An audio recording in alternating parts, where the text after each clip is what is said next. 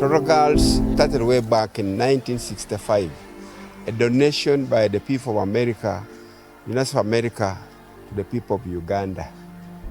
This school, I would say, is the best girls' school in eastern Uganda, and it has produced very eminent women who are holding public offices. I've seen this school grow.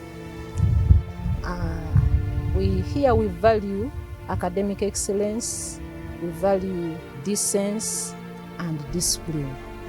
So in the dormitory issues, the house teachers play a very big role to be very close to their students.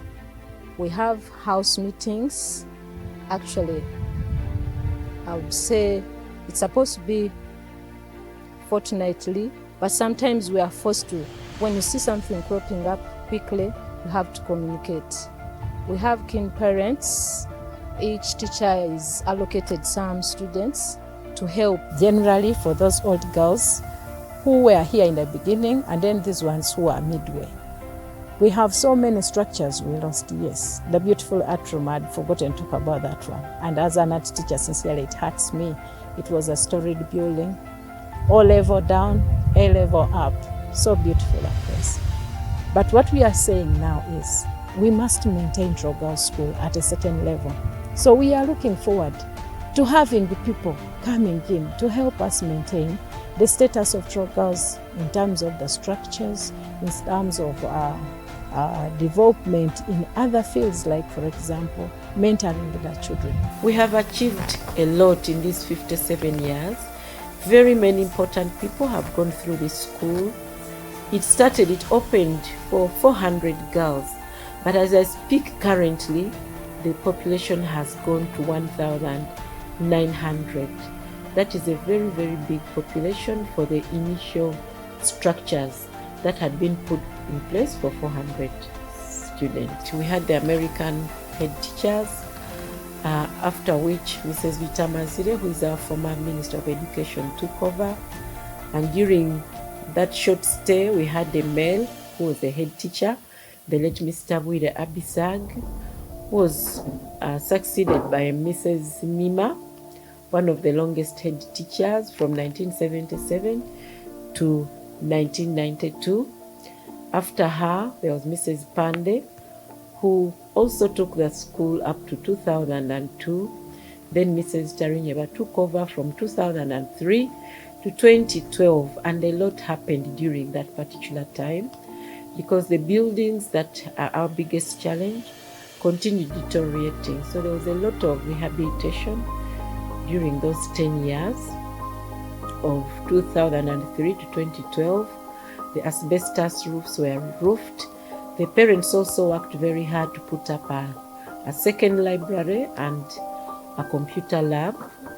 That was the help of his parents and Madam Aida. And of course, the repairs and renovations have been ongoing. Allow me start by thanking the government of Uganda for providing peace, but also very supportive in terms of providing infrastructure. We must thank the government for the partnership they had with the development partners to bring us this. It is almost a school on its own. If you get down there, the A-level dormitory, the A-level classroom, the science lab, said it all. And the library. There is an extended library behind, in addition to the one parents put in place. So we are grateful to the government of Uganda for that support awarded to this institution, particularly to girl child education. I would like at this point in time still to thank the parents for their ability and their ableness to provide the support for uplifting the standard of girl child condition, but also learning. They have done a number of activities, a number of projects here. The block just beside us here is a library and a computer, an extended library and a computer. It was as a result of the support of the parents. Beside that, as you get behind there, you will find the main hall. It is the support of the parent. They have even gone further to terrace the floor. They have provided us another bigger generator. When the first one got aged, they gave us a generator and built for us the house for that generator. They also provided more support for the kitchen, called modern kitchen. Here we don't use, we have a population of close to 2,000, but the fuel we consume may be less than that school, which has about 800. Why? Because we have, with the support of the parent, we have built a modern kitchen just beside here. Leave that, there is also support from the parent that provided us the 2 attachment examination halls. I joined Senior 1 in 2012, and then I started Senior 4 in 2015, then came back in 2016, and started Senior 6 in 2017. I was also able to, in that year 2017, emerge as the best student of the school, and that is most definitely because of the good teaching that is here, the facilities that we had that were really accommodating for them.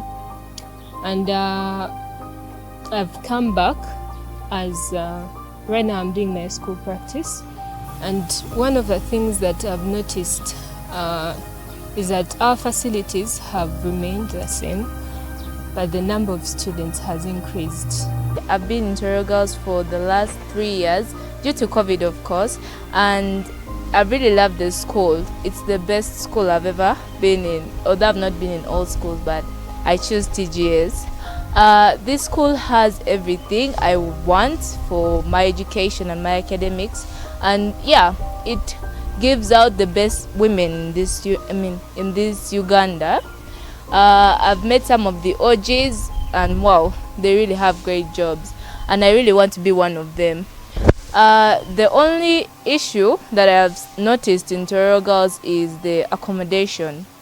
In this year, many Form 1s and Form 5s have come into the school, and in high number, which has led to low accommodation.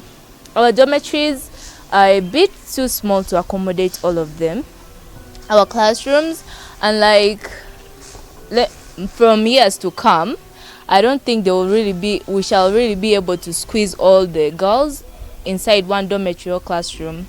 I'm calling out to the well-wishers, the government, the OGs, or anyone else who has a kind heart to help us. Please, we really need your help, that we can give the girl child the best education ever and comfort in school. Our parents, in hand with the administration and the government, are going ahead to construct one of the dormitories, mega house, which is incomplete. So we ask for your support to help us complete the dormitory, and then also help us construct more classes. Government, well-wishers, the OGs, and everyone out there who really wishes to see Tororo Girls at another level, please, we are requesting for your support to add maybe buildings to help us with the space issues, and that will help us a great deal, because we shall bring out the best, because at least we shall not be having any inconveniences. As we speak now, I said there are a number of challenges here.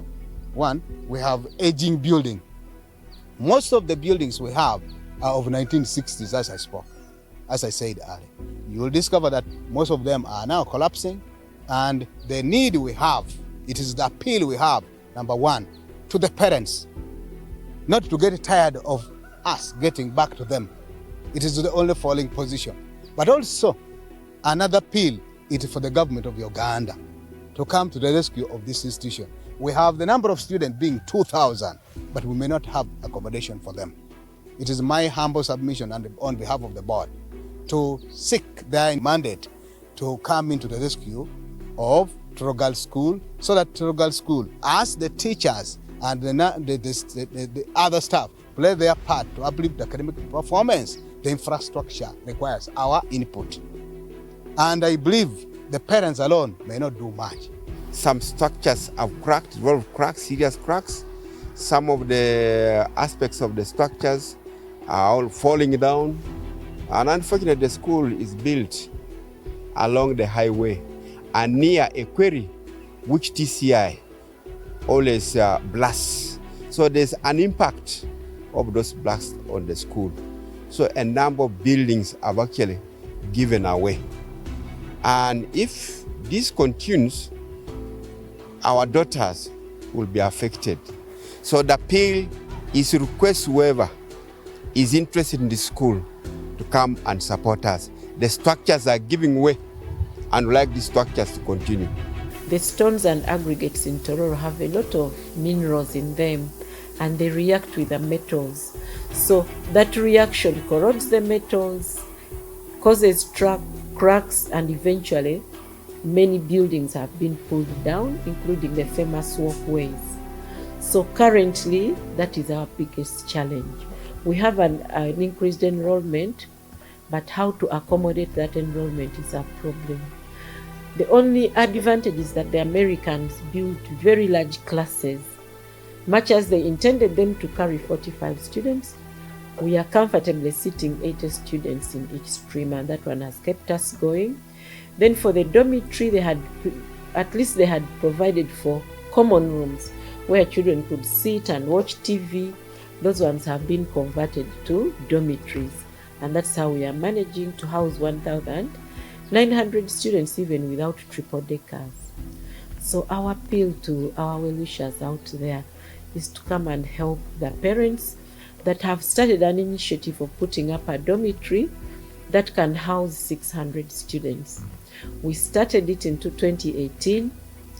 There were 2 years of lockdown from 2020 to 2021 where no fees was collected. That one has kept us, at least has taken us backward. And still when we look at the contract period, it is supposed to end next year, 2023, and we are not even halfway. So if you're a well-wisher who has a girl child at heart, would really request your input here, either to solicit any donors, even your own initiative as an individual. I know it will go a long way, because from what we see and the technical reports that we are getting, the buildings that we have may not serve us for in the next 10 years, the rate at which they are failing and being pulled down. And that is our major cry to all of you people out there.